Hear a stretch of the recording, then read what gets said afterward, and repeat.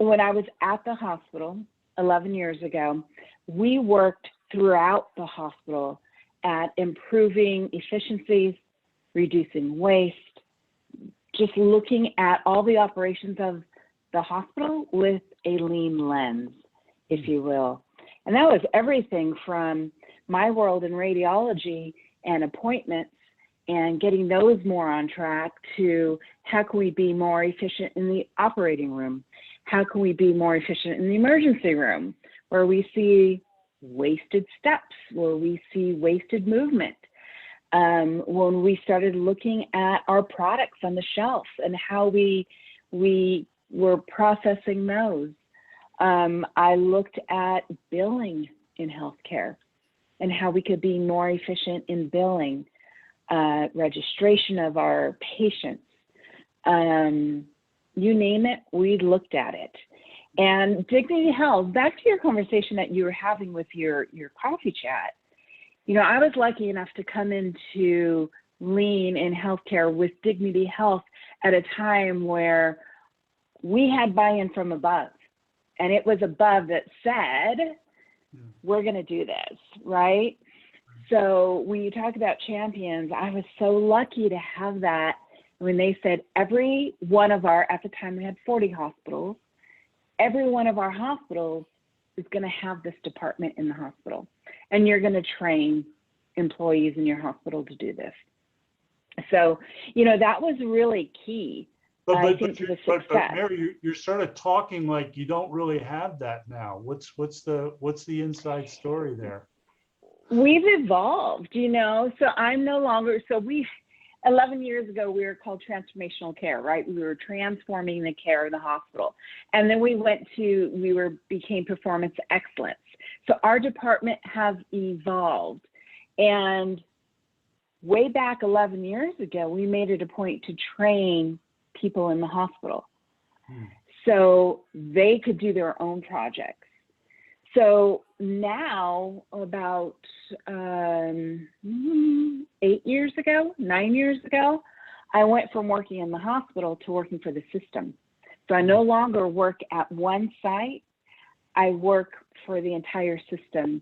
And we've gone from 40 hospitals to now Dignity Health is the largest not-for-profit healthcare organization in the United States. We have 126 hospitals. Wow. So we've had to change the way we do things. And my department now is at a system level, and I do projects for the entire system now. Right. And so we've kind of elevated that thinking and that way we do things. And it's combined with the project management office. So I'm a lean expert. I'm trained in project management, but I am called in when they want lean. So is there a department of people like you, or are you over a department of multiple black belts that sort of you're sitting there by the phones waiting for a call to go to one of these hundreds of hospitals? Yep. We are sitting by the phone waiting for our next project to come in. And sometimes it's a long project, sometimes it's short. You know, we've had to really change with COVID and be creative. I have not stepped foot in one of our hospitals in the last year and a half, but yet I've set up a COVID lab in Arizona. And, you know, they call me and say, Mary, instead of sending all these COVID tests out, we're going to do them ourselves in-house. We need a COVID lab in Arizona. By the way, you have 2 weeks to set it up. But, you know, they always throw like those challenges. But really, when we're looking at a challenge like that and we're doing something new, it's so important to go in, even though it's new. I didn't really have a current state to start with, but I went in, looked at the process, looked at the analyzers. We had to go in as lean experts to say, you know, map out their process, map out everything so they can be efficient. So it's Mary, evolved. Yeah. So Mary, you know, thinking about this, I don't know if I've asked you this question. You've been a lean celebrity before, but what's your educational background? So we've got all these students, you know, currently undergrads, you know, trying to study this lean stuff in addition to maybe being accountants or marketing majors or whatnot, is there a place, or how would they evolve to your kind of position? Yeah, so my education is an associate's degree in radiologic technology. I was an X-ray tech. My bachelor's is in management, and my master's is in healthcare administration. Okay. My black belt is on the side. So, you go with that kind of education and background. And when I was put into the lean department, when I was invited in, they were looking to have diverse backgrounds. Some of my coworkers have finance backgrounds. Some have nursing backgrounds. Mine is ancillary, right? So they are looking for diverse backgrounds then to grow with the lean. We are all black belts sitting in this group where they do call us and say, we need you over here, we need you Pacific Northwest, wherever now. So is the black belt now at this point for Dignity, is it like an internal training thing, or are you using outside resources, or how's that work? So it's a combination of both. It's internal, but we do use an outside resource for the didactic, but to get a black belt through our organization, you also have to have some training in some of the soft skills. So crucial conversations, kind of some of the relationship skills, as well as the didactic black belt.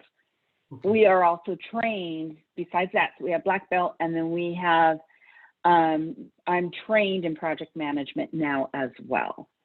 I do not have a PMP. A lot of my peers do.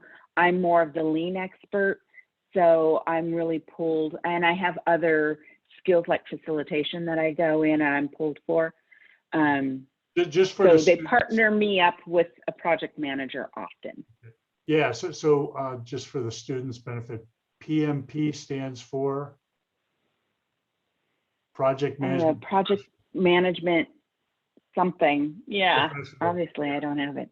Yeah, it's project management professional for the students that don't know. Yeah, so yeah, so they'll team us up. Yeah. Okay. Good. So so I want to encourage the students, if they've got a question for you, and I want the students to know too, previous lean celebrities this quarter, we've gotten some really good feedback from the celebrities themselves that you guys, students, are asking really good questions. So I want to encourage you to kind of keep up that trend with Mary here. But if you got a question for Mary, go ahead and type in the chat. And we've got our TAs, Kaylee and Chris. Flag me if there's some question shows up in the chat that I don't see. But so Mary, can you tell us a little bit about maybe what a current lean challenge is that you're working on? Did you get that COVID, the COVID testing site is up and running okay, or is it? Yeah, but now things have changed, right? So that's probably my biggest challenge I'm getting. We're just starting it. So now it's like, okay, we have this reference lab. How do we grow it, right? So how do we bring in other tests into this, and what does that look like, right? How do we bring in other analyzers into the lab? How do we, it's everything from getting the samples from the hospital to Arizona and looking at that process and making that very efficient. So that is my biggest, probably going to be my biggest challenge right now. I'm finishing up a couple others as we speak. Let me think of others, but that's coming down the pike, and it's a lot of. Looks like we got a question, so I'll let the students drive this for a little bit. Sarah, do you want to go ahead and ask your question? Hi there. I was just curious. So you mentioned during COVID that you had a project that you had to complete in 2 weeks, correct? Yeah, it ended up taking a little bit longer. Okay. Yeah, I was just wondering what's like the most ridiculous timeline you've had to work with, and how did you overcome that in such like a short amount of time? Yeah, I had another ridiculous one not too long ago, setting up a call center, a 1-800 call center, which I thought was going to be real easy. They asked us to do it in 10 days. Usually it takes a couple months to do it. So one of my skill set is tenacity. I do not take no for an answer. And I find that you have to, especially in lean, right? Because you have to like push sometimes. You know, you really have to push people to think outside the box. You have to push people beyond their limits or the way we always do things. I'm working with groups, you know, IT, and they have the way that they do things. And I'm not bashing them at all. It's just the way they work, right? And they have their rules, which I totally respect and appreciate. But sometimes we have to push those to get things that we need done in a timely manner. So that's important, is to support and respect them, but also push. Yeah. And that's one thing that I'm brought in a lot to facilitate that push. Mm-hmm.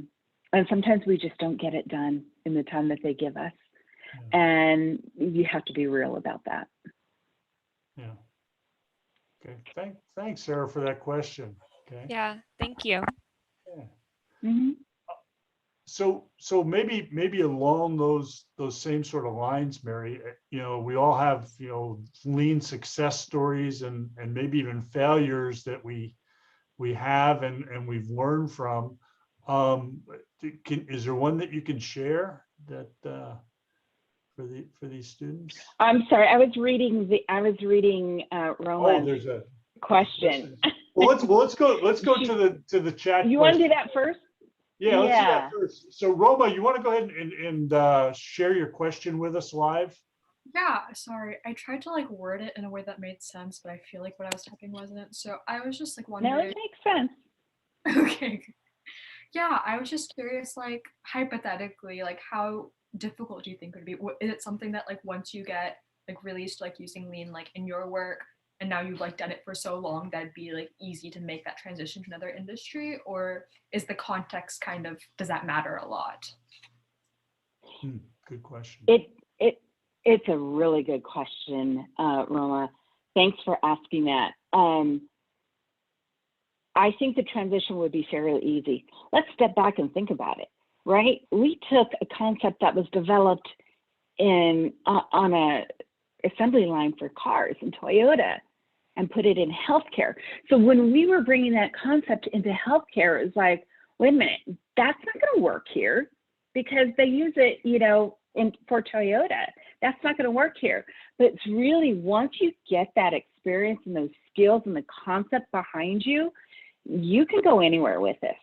I believe you can go anywhere with this. And I have been approached by other, I'm up in Hollister, so I'm close to Silicon Valley. I have been on planes before with people from the tech industry saying, you do what? Oh, how interesting. And I've had conversations with, you know, my husband's friend who works at Facebook, and he does the same thing at Facebook. He's like, you should come and, you know, work with us. So having that concept is very, very valuable, and you can go in, and you don't need to be an expert in whatever it is, right? So I'm pulled in to work with a pharmacy. I don't know anything about pharmacy, but I can get them from point A to point B. They tell me what they want, we can get them there. And that's my job, is to guide them through the process of looking at things with a lean look and get them to where they need to be. So having that skill set is very valuable. And I do think you can go from different, you can go into different areas. I don't think you have to stay in one. So Mary, you mentioned sort of, you know, help them through the process. So are you a strict adherent to the DMAIC process, or do you kind of do a little bit more of an assessment of what the organization needs, or how do you approach that part? So it depends if I'm going through a project and a process and training at the same time, which we do. So you were talking about how we spread it and how we train. We will do that now. We have, we train throughout our entire organization still. So if I'm doing that, yes, I will go through the DMAIC process and we will look at everything and go step by step, sometimes faster if we're not utilizing everything. If I'm going into a project on my own and they just say, go work on this, I will take the toolkit and pick from it with what I need, right? I'll do an assessment and see what we need and pick through the toolkit and use the tools that we need. So it kind of depends, but we have lean, DMAIC. We have several different methodologies that we pull from. Human-centered design. Yeah, the humans. I've heard you and other folks at Dignity sort of talk about that human-centered design. Could you tell us a little bit about like what that is, or how that approach works in a lead environment? Or? Yeah, again, it's looking at more of the efficiencies, but bringing in the workers, the human aspect of it a little bit more. So looking at it with that lens as well. Right. So again, sure we will pull from everything. Right? Yeah. Right. So let's see. So we're probably going to need a couple more questions from students to finish out this interview. So I encourage students who are holding back, now's your chance to jump in there. So I was prompting you to share maybe a success story or a failure story and what you learned from that. So is there something in that line you can share with us, Mary? Yeah, sure. And let me give you a general failure that early on I had seen in our teams, and that was not necessarily one specific project, but it was something that we kept doing. When we're in healthcare, we like to be the fixers, right? And it seems like when we were having our projects, we did the scope creep, right? So you start with a scope, like in the OR, looking at one thing, and then they want us to look at this and this and this. And by the end, our scope is huge. And guess what? We don't get anything done, right? So I think that is a failure that we've seen before. And I continue when we have a team to remind them, is this in or out of scope? And that led to failures, I think, early on, is just having too big of a scope and not narrowing it down enough. And opposite of that, it's really when you have that tight scope and you're looking at one thing to refine and make an improvement on, it can just blossom and you see improvements in many other areas. So I think scope, when we're doing the charter, the people that I coach on lean, when we're doing the charter, I often say scope is the most important part of the charter. And then I get to the stakeholders and I say, stakeholder is the most important part of the charter. So, but I go back. I really do think the scope is so important to keep your eye on that, because the scope creep is real.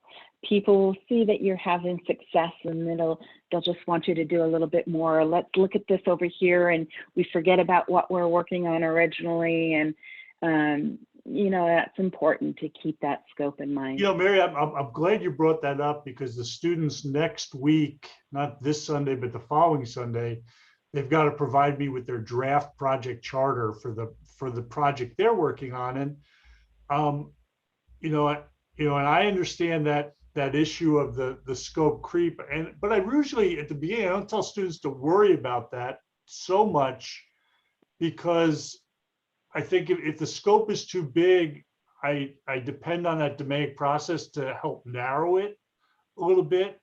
And if it's too small, there's always sort of an opportunity to grow it. But I don't want the students to worry too much about that at the start. Sure. Sure, I hear what you're saying, and I think that's real, right? At the start, you may not even know the entire scope at the start, but I think when you were talking about failures, and as we get into the project more, and you see that scope creep up a little bit, you have to step back and look, why are we not going as fast as we want to go? Or why are we not seeing the success that we thought we would see? And a lot of times it's because of the scope. So when you step back, so you're right, as going into it, but I try to get them to clearly define it early on, and we may not know, and have to go back and look at it as we move on. Sometimes it completely changes too, doesn't it? Yeah. And When I we guess get I got into to root say, cause. yeah, and I got to say, you know, in alignment with your observation, you know, too narrow a scope is rarely the problem. The scope creeping or getting too big, you know, usually is a problem, right? So if you Right. guard against that problem, you're probably well served. So let's see. So I don't see any other questions sort of coming up. So I'm gonna go for the closure at this point, Mary, and thank you once again for coming in here and talking to these students starting out on their lean journeys. So my wrap-up question, as always, what one piece of good advice can you give all these students who are interested in, you know, going on this lean journey and maybe, you know, someday, you know, rising to a position like you have in an organization? What's your piece of advice for them? My piece of advice is really to get this lean training behind them and really get into it. Doesn't matter, to your point earlier, Eric, what your background is. Is it finance? Is it whatever it is? Odds are when you go into an organization, they can use your lean skills with whatever background you have. It's gonna bring value to your career, regardless. Also, your home life, because, you know, There's a little spillover there. Is that my poor husband. Yeah, I think we've all had that kind of experience. Yeah, Well, but just get it behind you, and it's going to bring value to your career with wherever you go. all right, Mary, thank you so much once again. I really appreciate your taking the time to do this, and I'm glad we had that sort of overlap with the lean coffee thing. It was sort of an interesting experiment in how to transition into the classroom mode and a lean celebrity interview. But thank you very much for that. And it looks like I'm looking at the screen. We got some of our professionals are still hanging on, so we didn't lose as many people as I thought. So it's good to see that they're still connecting. So Mary, thank you very much. Great. Okay.